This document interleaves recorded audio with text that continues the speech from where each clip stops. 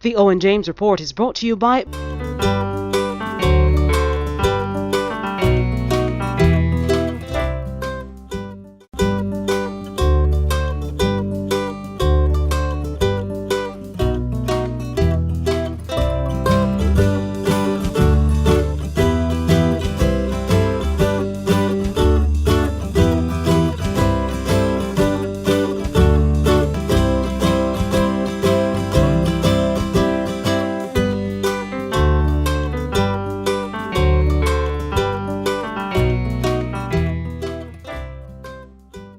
Good evening, this is the Owen James Report.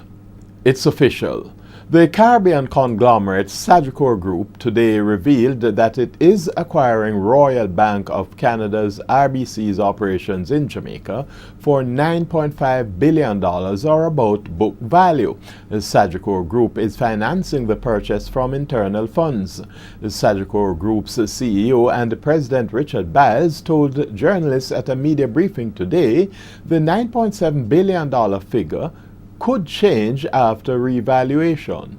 So in effect, we will have a institution that we have paid $9.5 billion for, but which will have a balance sheet that is worth more than the $9.5 billion.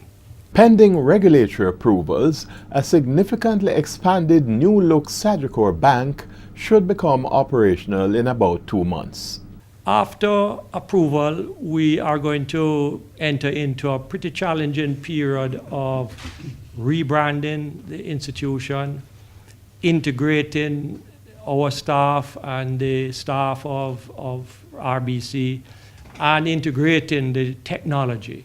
And we are preparing for that as best as we can in that period just before we get approval. So once we get approval, we can hit the ground running. But it is a real challenge, and our intent is to handle it as best we can to make it as seamless to the customer as possible.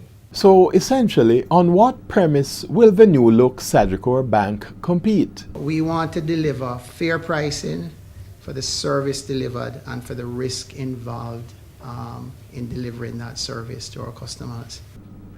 In an official communiqué given the reason for selling RBC Jamaica, the Canadians cited the fact that they were focusing on other markets in which they have a more dominant market share. News on the Jamaican Stock Exchange now, where winners outperformed losers by almost 3-1, triggering increases of over 1% on all the indices. 36 stocks traded, with 21 advancing, 8 declining, and 7 holding firm.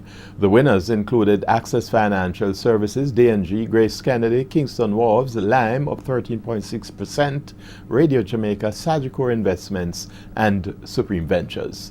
The losers included AMG Packaging, Carreras, General Accident, Scotia Group, and Scotia Investments. Now finally, on the foreign exchange market, both the benchmark American dollar as well as the British pound strengthened against the American dollar, whilst the Canadian dollar weakened.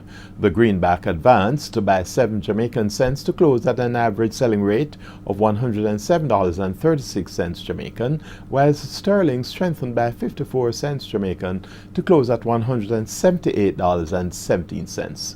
However, the Canadian dollar weakened by 29 Jamaican cents to close at an average selling rate of $97.64. And that's the Owen James Report. Good evening. The Owen James Report was brought to you by